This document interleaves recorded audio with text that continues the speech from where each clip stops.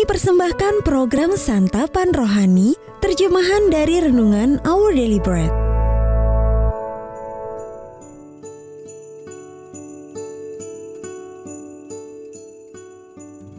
Sahabat ODB, pembacaan Alkitab hari ini terambil dari Kisah Para Rasul pasal yang ke-11 ayat yang ke-19 sampai dengan ayat yang ke-26.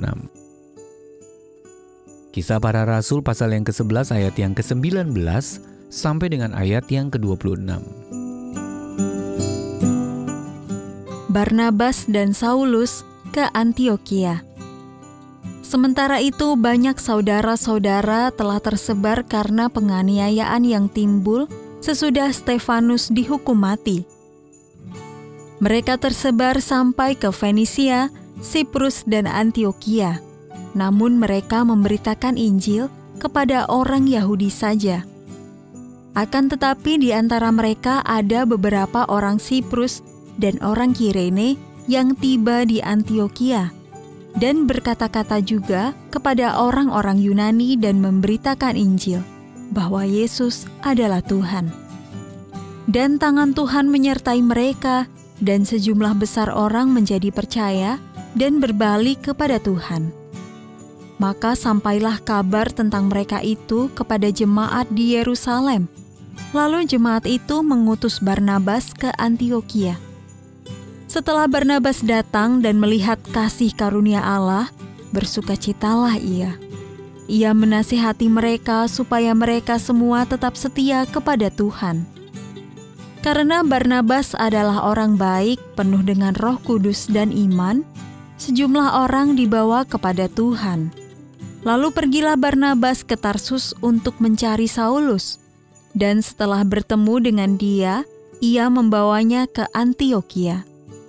Mereka tinggal bersama-sama dengan jemaat itu 1 tahun lamanya, sambil mengajar banyak orang.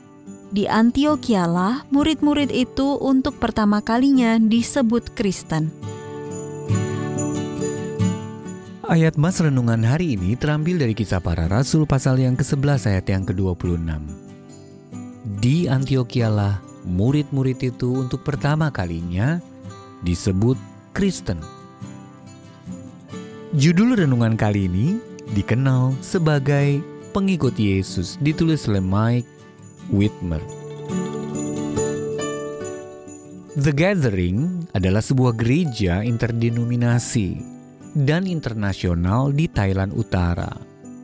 Pada hari Minggu baru-baru ini, orang-orang percaya dari Korea, Ghana, Pakistan, Tiongkok, Bangladesh, Amerika Serikat, Filipina, dan negara-negara lain berkumpul dalam sebuah ruang konferensi hotel yang sederhana.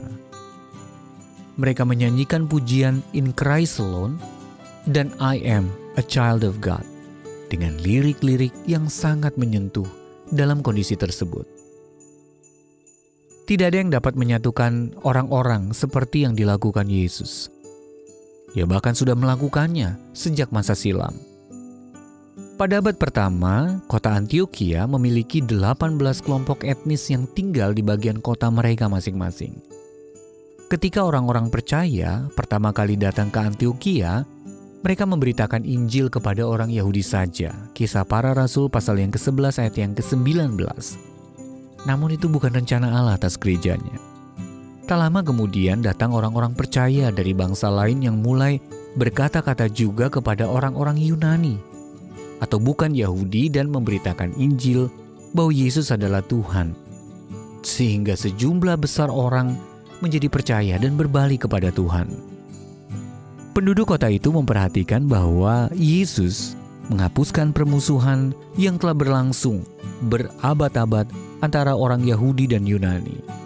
Dan mereka menyebut gereja multietnis itu sebagai Kristen atau Kristus-Kristus kecil. Mungkin sulit bagi kita melintasi batas etnis, sosial, dan ekonomi untuk merangkul mereka yang berbeda dari kita. Namun, kesulitan inilah kesempatan kita. Jika tidak sulit, tentu kita tidak membutuhkan Yesus untuk melakukannya. Dan bisa jadi tidak ada yang mengenali kita sebagai pengikutnya. Mengapa rasanya sulit menjangkau mereka yang berbeda dengan kita? Apa yang telah Yesus sediakan untuk menolong Anda melakukannya?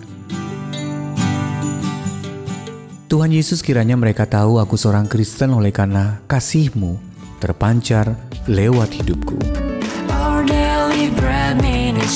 Untuk menerima notifikasi video baru kami, silakan tekan tombol subscribe dan tanda lonceng di bawah ini.